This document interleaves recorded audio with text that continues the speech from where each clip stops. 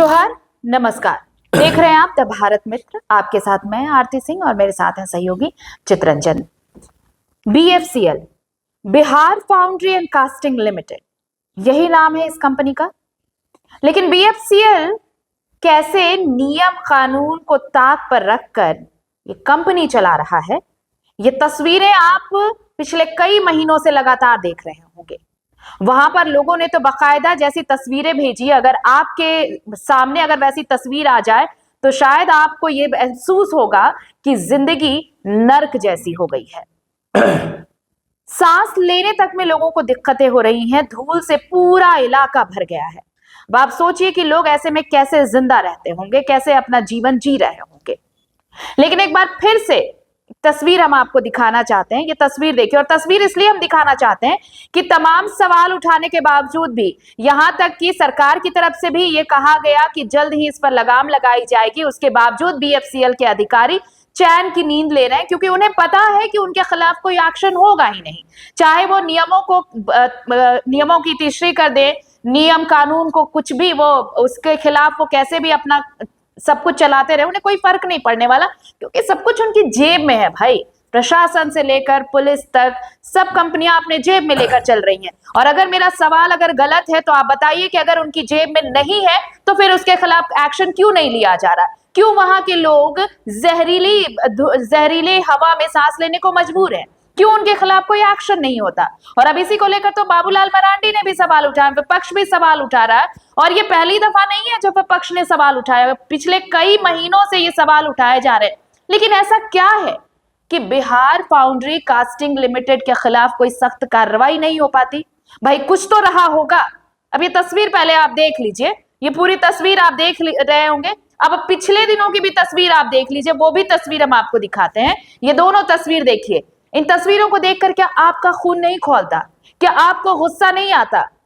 क्या इसलिए हम कंपनियों को यहां बुलाते हैं क्योंकि कंपनियां अपना प्रॉफिट तो कमाती हैं, लेकिन हमें जीते जी वो जहर दे जाती हैं, जो आने वाली जनरेशन, आने वाली पीढ़ियां भुगतती हैं। चितरंजन, BFCL को लेकर जो कहा है बाबूलाल मरांडी ने, ये सिर्फ बाबूलाल मरांडी के बयान नहीं है, ये हर वो शख्स सवाल पूछ रहा है जो झारखंड में रहता है और खासकर रामगढ़ में रहता है, और BFCL चुप्पी डाले बैठा है, बिल्कुल चुप, उसे कोई फर्क नहीं पड़ता। देखिए, BFCL की चुप्पी समझ में आती क्योंकि वो कंपनी चला रही है, उसको सिर्फ और सिर्फ मुनाफा दिखता है। किसी भी कॉर्पोरेट हाउस को, किसी भी कंपनी को क्या चाहिए? सिर्फ मुनाफा चाहिए। आदमी जिए मरे, उसको वो क्यों सोचेगा? लेकिन यहाँ के लोकल गवर्नमेंट को, यहाँ के स्थानीय जनप्रतिनिधियों को ये जिम्मेवारी बनती कि यहाँ के लोगों को वो क्या मुहैया कराते। स्वच्छ हवा आप नहीं मुहैया करा सक रहे तो आप क्या, किस नाम के जनप्रतिनिधि? आप किस बात की आप अपनी सरकार आप बोलते हैं कि अगुआ सरकार? तो इस पे सवाल है। देखिए, ये आंदोलन, ये जो कंपनियों के खिलाफ, जो पोल्यूशन के खिलाफ जो वहाँ का स्थानीय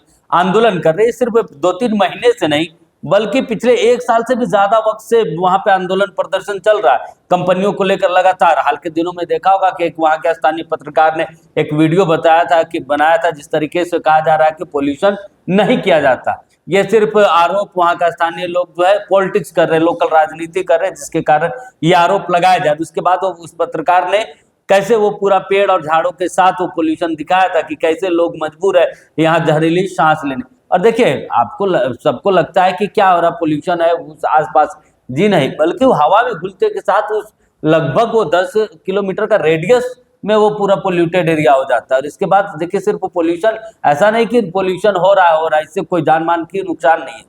वहां कुछ वक्त पहले एक रिपोर्ट आई थी, जिस रिपोर्ट में कहा कि वहां का स्थानीय लोगों ने जो बातें कही है कि मतलब पेट में ही बच्चा मर जा रहा है, कैंसर जैसे कई बीमारियां उस पनप रही उस जगह से। यानी कि आप क्या दे रहे हैं? वहां के लोगों ने कंपनी दी कि रोजगार मिलेगा, संसाधन आएंगे, लोगों का बेहतर लाइफस्टाइल होगा, लेकिन आप क्या दे रहे हैं?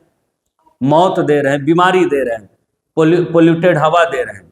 यही तो यहाँ के लोगों को मिल रहा है। मजेदार किस्सा ये है, अब सुनिए कि यहाँ पे मतलब लोग वहां पर आक्रांत हैं। आक्रांत मैं इसलिए कह रही हूँ कि सच में अगर आप वहां जाएंगे और वहां की स्थिति देखेंगे तो आपको भी ये शब्द लगेगा कि कम पड़ रहे हैं जो मैं कह रही हूँ।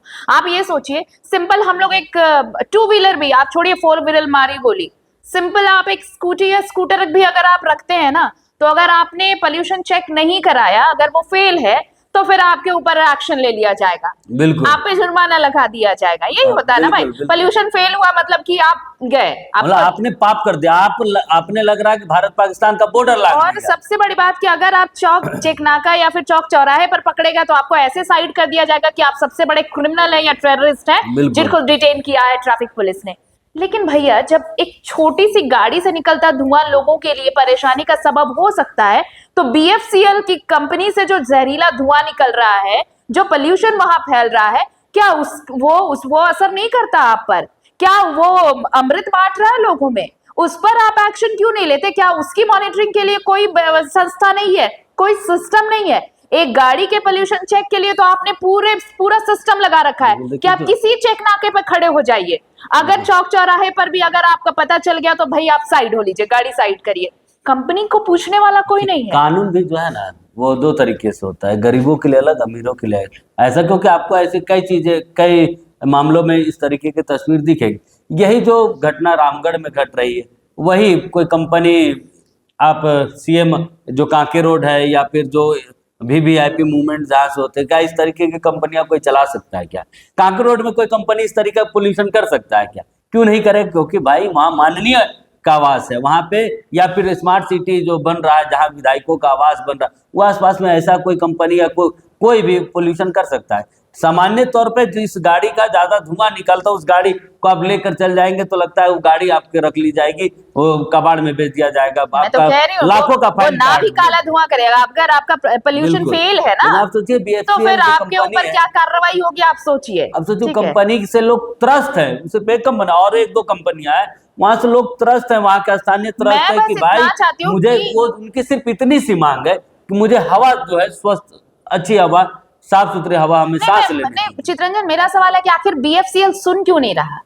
बीएफसीएल में ऐसा क्या है भाई कि बीएफसीएल के अधिकारियों और यहाँ के अधिकारियों में इतनी साठगांठ है कि बीएफसीएल हाँ, तो वो मतलब सही बात है, मतलब कमीशनखोरी इतनी ज्यादा है। जो अधिकारी जिनको जिम्मा दिया गया है कि भाई आप, अब मान लीजिए मैंने चित्रंजन को बता दिया कि भाई आप ऑफिस की देखरेख करिए, अब ऑफिस में क्या हो रहा नहीं हो रहा ये चित्रंजन अपने हिसाब से चालू कर रहे हैं, मुझे पता नहीं चल रहा है, ऐसा कैसे हो सकता है? ऐसा नहीं हो सकता है, मैं बता रही हूँ। जो नियम बना हुआ है उसको मैं ताक में रख कर ये ऑफिस चला रहा हूँ, इसका मतलब आप कुछ नहीं बोल रहे, या फिर जो मेरा भी नफा है इसमें, मेरा भी फायदा है इसमें, तो भाई जिनको फायदा पहुंच रहा है और जिनको ये ऐसे अधिकारी बीएफसीएल के जरिए फायदा पहुंचा रहे हैं, आपको अगर जरा से भी शर्म है तो आप कम से कम 24 घंटे उस इलाके में रुकिए और देखिए कि वहां की हवा कैसी जहरीली हो चुकी है।